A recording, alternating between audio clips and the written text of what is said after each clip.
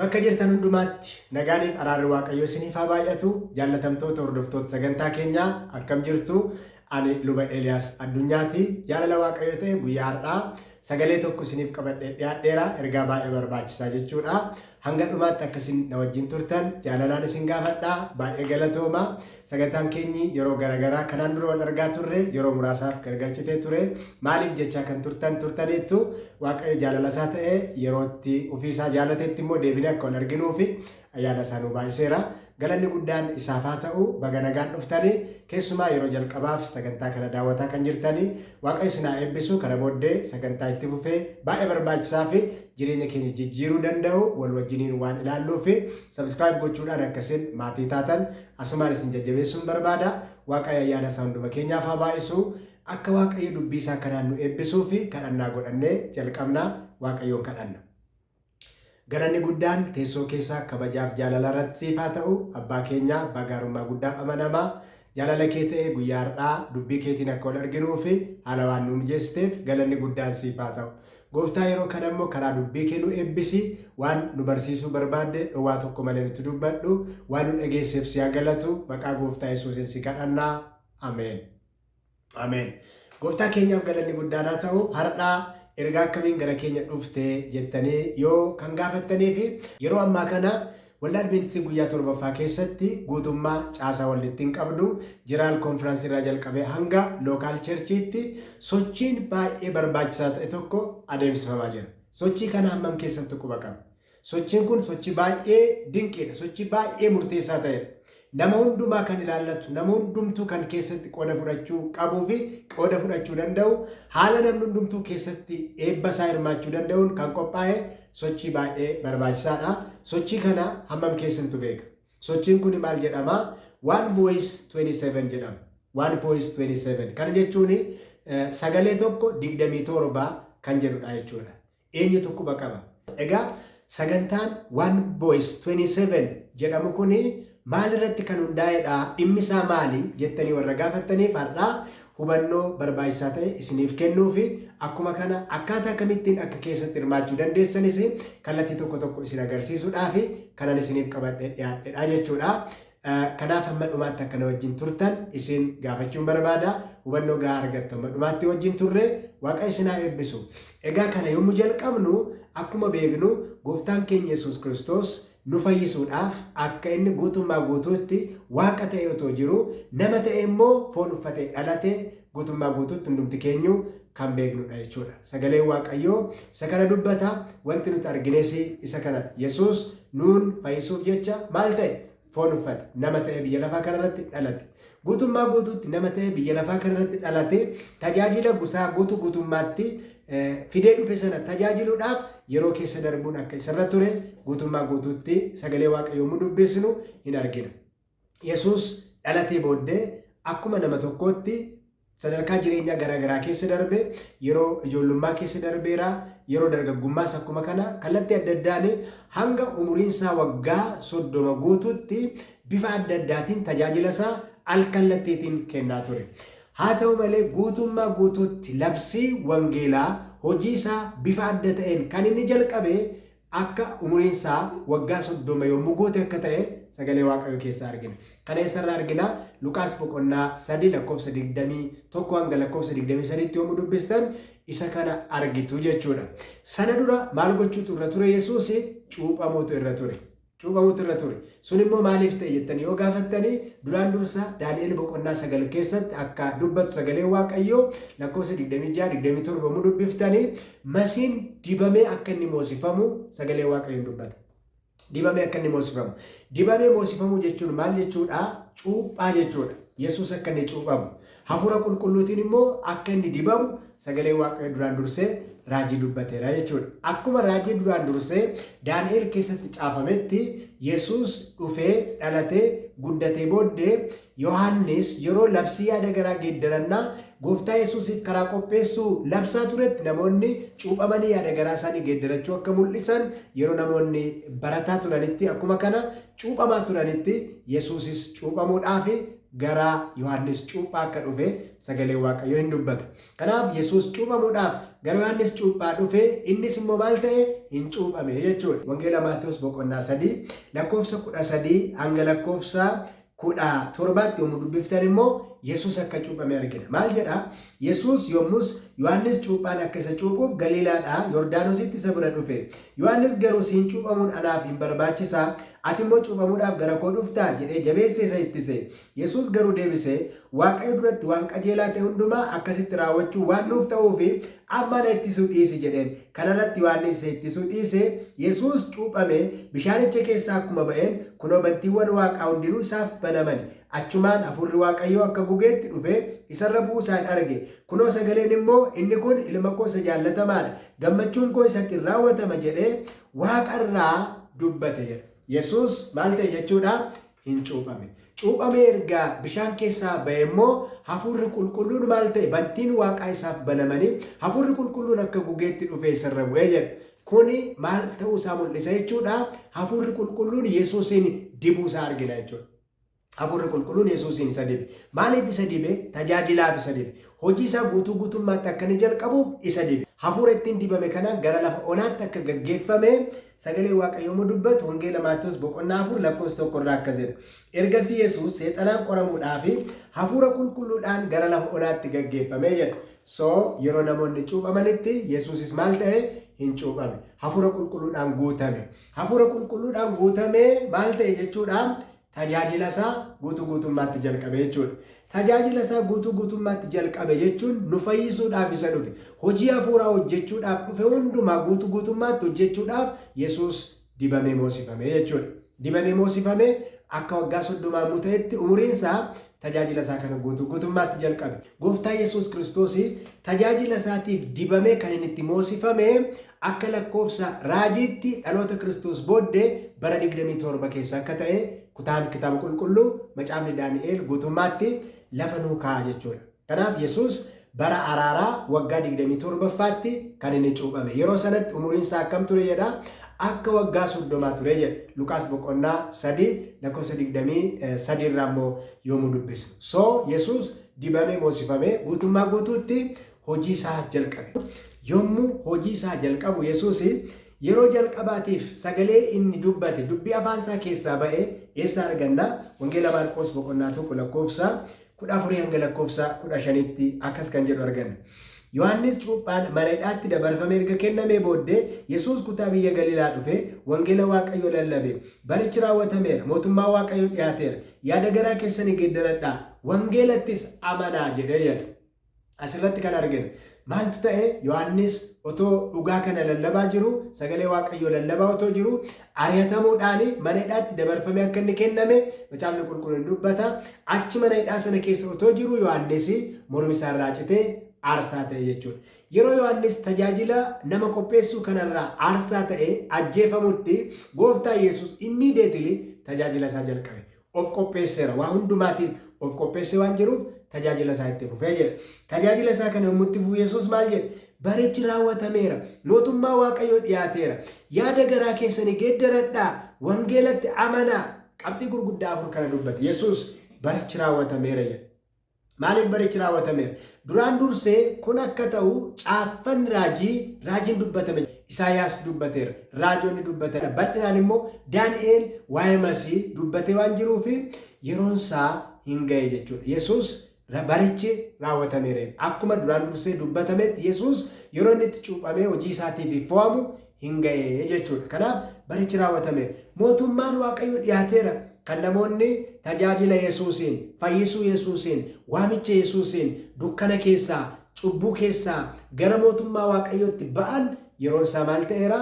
Ga'eera. Kanaaf maal godhaa? Yaada garaa keessanii geeddaradhaa. Wangeelatti amanaa kan jedhu Yesuus akkaataa kanaan ergaa guddaa saba isaa bilisa baasuu kana lallabuu jalqabe jechuudha. Galanni Waaqayyoof haa ta'u. Erga sanaa jalqabee har'aa hanga aduu guyyaa har'aatti wangeelli mootummaa Waaqayyoo kun guutummaa guutuutti afaan sabaaf qomoo hundumaatti maal ta'aa jira? Lallabamaa jira. Galanni Waaqayyoof haa ta'u. Haa ta'u malee yeroo itti wangeelli kun lallabamuunsaa gara xumuraatti dhufu jira jechuudha. Maaliif? Biyyi lafaa kun gara xumuraatti dhufti waan ta'eef Yesuus akkaataa amma jirtu kanaan biyyi lafaa akka jiraattuuf miti kan inni lubbuusaa aarsaa godhee dabarsee kenne jechuudha. Maaliif biyyi lafaa kun gara dhumaatti dhufti. Mootummaan Waaqayyoo maal ta'eera? Dhiyaateera. Yeroo itti mootummaan dukkanaa gara xumuraatti dhufu, mootummaan cubbuu gara xumuraatti dhufu, mootummaan seexanaa yeroo itti gara dhumaatti dhufu hin jira. Kanaaf dhiyaateera jedhe Gooftaa Yesuus. Yeroon sun dhiyaateera jedhe. Sana booddee erga tajaajila isaa eegalee waggaa 3 walakkaa duuka buutota isaa waame, bartoota isaa leenjisee, warra sagalee kana fudhatan isaan wajjiniin ture, isaan barsiisee, sana booddee maal godhee ergama guddaa isaanitti kennetu immoo yeroon isaa gaafa ga'u du'ee du'a moo'ee ka'ee gara abbaa isaatti ol deebi'ee jechuudha. Yeroo sana Yesuus maal jedhee duuka buutota isaatti dhaamsa kennee deeme qaba. Maal jedheeni Wangeela Maatiyoos boqonnaa 28 lakkoofsa 19 hanga 20tti maal jedhee gara biyya lafaa hundumaa dhaqaa. Gara biyya lafaa hundumaa dhaqaa, maqaa Abbaatti, kan Ilmaatti, kan Hafuura Qulqulluutti isaan cuubuudhaan saba hundumaa duuka buutota koo taasisa, bartoota koo taasisa. Kunoo ani immoo guyyaa hundumaa hanga dhuma baraatti isin wajjinan jira. Yesuus dibamee moosifamee tajaajila isaa jalqabee waggaa 3 walakkaa bartoota isaa duukaa ture. Hojii kana adda isaan baasee isaan cimsee booddee ergama guddaa kana isaanitti kenne. Isaan immoo akka itti fufsiisanii ergaa kanaan biyya lafaa xumuranii fi ergaa wangeela lallabuu kana Yesuus bartoota isaatti kenne. Maatiyoos boqonnaa 24 lakkoofsa 14 irraa maal jedhaa? Saba hundumaatti akka dhugaa ba'amuuf wangeelli mootummaa kun guutummaa biyya lafaatti lallabama. Kana booddees dhumni hin dhufa jedhe. Kanaaf egaa dhumni akka dhufu Yesuus duraan dursee dubbatee deeme jechuudha. Kanaaf maal gochuutu isaanirraa eegama? Duuka buutonni ergama kana itti fufsiisuutu isaanirraa eegama. Gargaarsa Hafuura Qulqulluutiin jechuudha. Yesuus ol ba'ee guyyaa 10ffaatti Hafuurri Qulqulluun gaafa guyyaa 50ffaa akkuma abdachiifametti isaanirra bu'e. Maaliif hojii ergamoota boqonnaa 1 lakkoofsa 8 irratti maal jedhameera?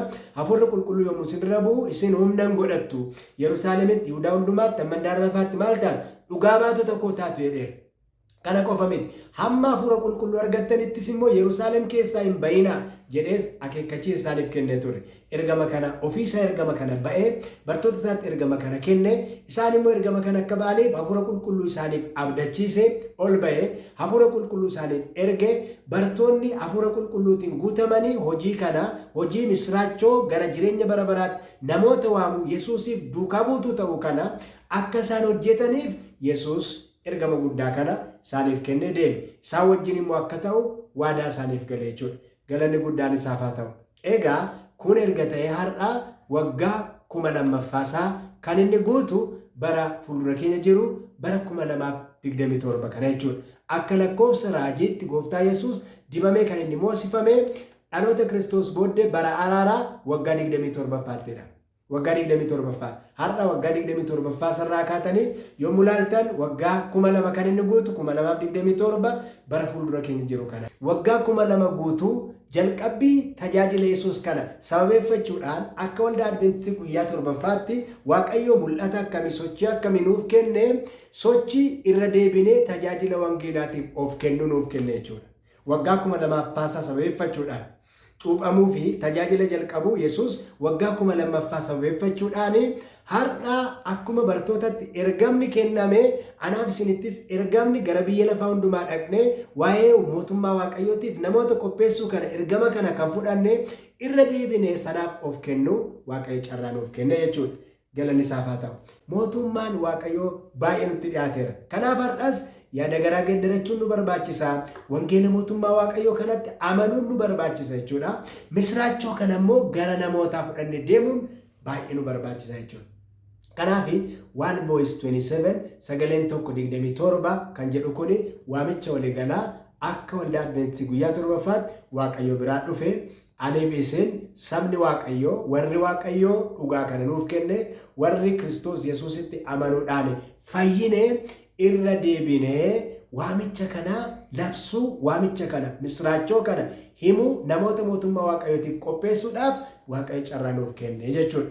Kanaaf kennaa qabnutti fayyadamne, maallaqa qabnutti fayyadamne, dandeettii qabnutti fayyadamne, carraa adda addaa qabnutti fayyadamne, miidiyaalee hawaasaa adda addaa qabnutti fayyadamne dabalataan barreeffamoota keenya macaafota raajiitti fayyadamne irra deebinee sagalee waaqayyoo qo'achuudhaan keessumaa macaafa raajii Daani'eelii fi mul'ata Yohaannis qo'achuudhaan misraachoo achi keessatti labsame akeekkachiisa achi keessatti kenname kana wajjiniin immoo dabalatee macaafa hafuura raajii seenaa Yesuus guutummaatti mul'isu macaafa Desire of Ages jedhamu yookaan immoo macaafa hawwii barootaa jedhamu sana isa dubbisuudhaani seenaa kana akka nuti irra deebinee bara kana qabne seenaa kana irra deebinee hojjechuudhaaf bifa qindaa'aa ta'een afaan tokko taane sagalee tokko taane waa'ee deebi'ee dhufuu gooftaa keenya Yesuus Kiristoos isa lammaffaa akka lallabnuu fi misraachuu nuuf kennamedha jechuudha. Kuni carraa akkamitti obboloota ko waaqayyotu carraa nuu kenna. Ani kuni waaqayyo biraa dhufe jedheetan amana guutummaatti shakkii hin qabu. Waaqayyo yeroo adda addaatti duuka buutusaatii fi ijoollee isaatiif ergaa mul'ata waan hojjechuu qaban baroota garaagaraa keessatti kennaa ture jechuudha. Kanaaf waan addaa waaqayyo nuuf kenna kuni waan mul'ata guddaadha. Kanaaf tokko haa ta'u, afaan tokko haa dubbannu, garaan keenya tokko haa ta'u, sagalee waaqayyootiif irra deebinee ofaa kenninu. Waamicha kanaanii namoonni akka isaan fayyaniif carraa kanatti haa fayyadamnu.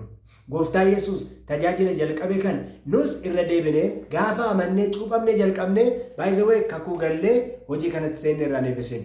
Kiristoosiif of qopheessine namoota mootummaa waaqayyoof qopheessuudhaaf ani bisin waadaa galleerra. Waadaa kana irra deebinee haareffachuu jechuudha. 1:27 jechuun. Maaliin immoo haareffannaa carraa qabnutti fayyadamne wangeela mootummaa waaqayyoo kana misraachoo deebi'ee dhufu gooftaa keenya Yesuus Kiristoos isa lammaffaa kana lallabuu jechuudha. Carraa kanatti fayyadamuun nu barbaachisa. Yeroon kun yeroo baay'ee murteessaadha. Waaqayyo hafuura isaatiin guutummaa biyya lafaarra socho'aa jira.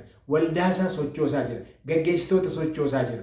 Waaqayyo hojii guddaa hojjechuu waan barbaadeef kana kan inni gochaa jiru. Anaaf isinitti fayyadamee lubbuu tokko fayyisuu danda'a Waaqayyo. Kanaaf obboloota koo guutummaatti sagalee Waaqayyoo kun biyya lafaatti lallabamuu qaba. Namni akeekkachiisa dhaga'uu qaba.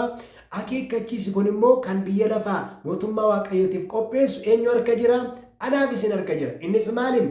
Ergaa ergamoota sadaniiti. Waa'ee ergaa ergamoota sadanii kana waldaa Adventistii guyyaa torbaffaatiin ala namoonni hubannaa qaban waldaan hubannaa qabu kan biraan hin jiru. Maaliif? Isaaniif hin kenname. Ergaan biyya lafaa xumuru mul'ata Yohaannis boqonnaa 14 lakkoofsa 6 hanga 12tti kan jiru ergaa xumuraati. Ergaa xumuraati. Jalqaba irratti ergaan Yesuus kenne isa kana. Amma immoo dhuma irratti keessumaa gara biyya lafaa hundumaa dhaqaa kan jedhu kontekstii kamiini ergaa ergamoota sadanii kanaan ani isin gara biyya lafaa dhaquu qabna jechuudha.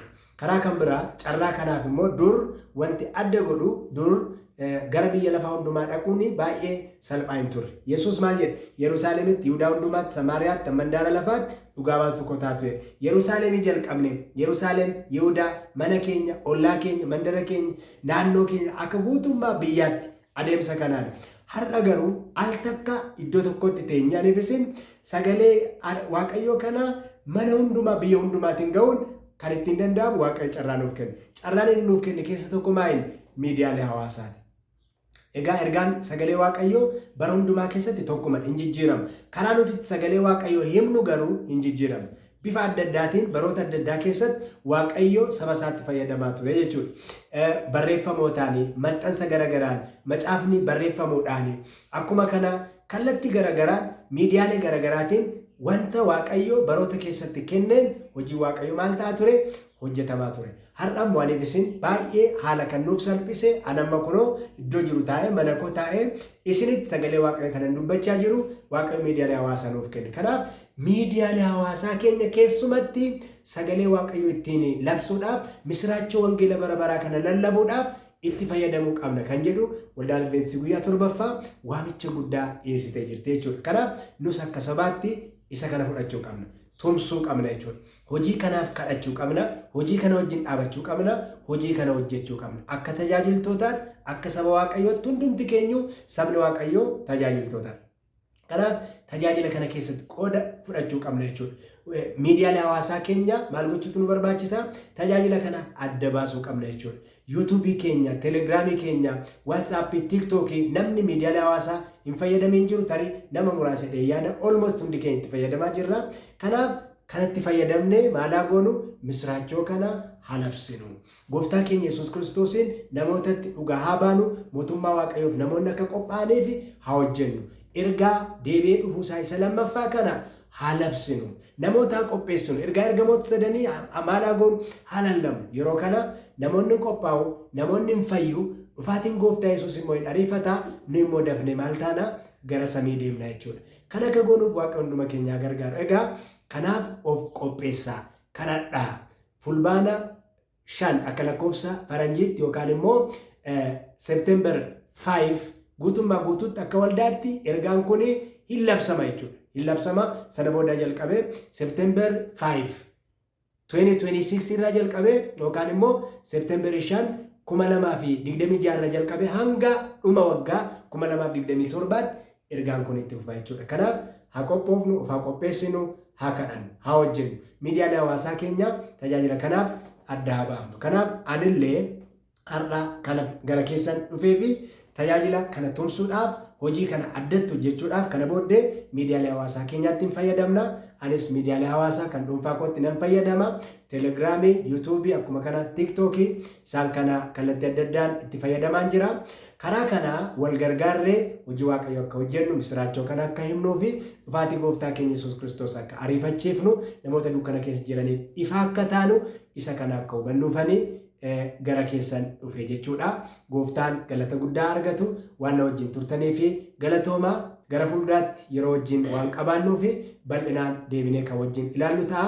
Waaqayyo hunduma keenyaa gargaaru waan na wajjin turtanii fi galatoomaa. So kana booddee YouTube chaanaaliin kunillee hojii kanaaf waan bal'inaan hojjetuu fi subscribe gochuudhaan akkasiin maatii taatan namoota kaanis akka sheerii gootan yaada akkasiin nuuf qooddan asumaanis yaadachiisuun barbaada. Gooftaan ayyaana isaa isiniif haa baay'isu kadhannaa goonee xumurra. Galanni guddaan siif haa ta'u gooftaa ayyaana kee waan nu baay'ifteef, waan nu gaggeessiteef, waan nutti dubbatteef galanni siif haa ta'u. Sochii akka walii galaatti waan Voice 27 jedhamu sagalee 127 akka ati waggaa 2000 dura cuuphamuudhaan hafuura qulqulluun dibamuudhaan hojii kanaaf of kennite gooftaan ammaatti waggaa 2000f sagaleen misiraachoo kun lallabamaa ture karaa adda addaa amma immoo nu bira ga'eera. Nus siif hojjechuuf akkuma waadaa galle gooftaa dhufaatii kee ariifachiisuudhaaf carraatii nuuf kennitetti fayyadamuudhaan dhaqaa isa jette kana yaa gooftaa nus irra deebinee akka gara biyya lafaa hundumaa dhaquuf of kenninuuf ayyaanni kee akka nuuf baay'atu jaalala kee haa ta'u. Hafuura qulqulluutiin sochii kana eebbisi. Sabni hundumtuu afaan qomoon gosti hundumtuu waliin ta'uudhaan sabaa fi sanyii qomoo hundumaatti dubbii kee dubbachuudhaaf humna akka godhannuuf nu gargaari. Nu eebbisi dubbii kanaan yaa gooftaa. Kanaan immoo lubbuun fayyu akka jiru hin amannaa, hin beekna. Ati waan jette raawwatta maqaa gooftaa Yesuus Kiristoosiin. Sochii nuti goonu, dubbii nuti dubbannu, viidiyoo nuti hojjennu, barreeffamoota nuti gadhiifnu, waan nu sheerii goonu hundumaa keessatti humni kee akka argamu gooftaa fayyina kanaaf namoota akka qopheessitu jaalala kee haa ta'u. Nu gargaari. Waan nu dhageesseef ulfaadhu maqaa gooftaa Yesuusiin si kadhanna. Ameen. Gooftaan isin haa eebbisu. Ayyaanni isaa isiniif haa baay'atu. Yeroo kan biraa tajaajila kan biraatiin wal argina. Subscribe godhaa, like, comment godhaa, namoota kaaniif sheerii godhaa. Ayyaanni Waaqayyoo hunduma keessanii wajjin haa ta'u.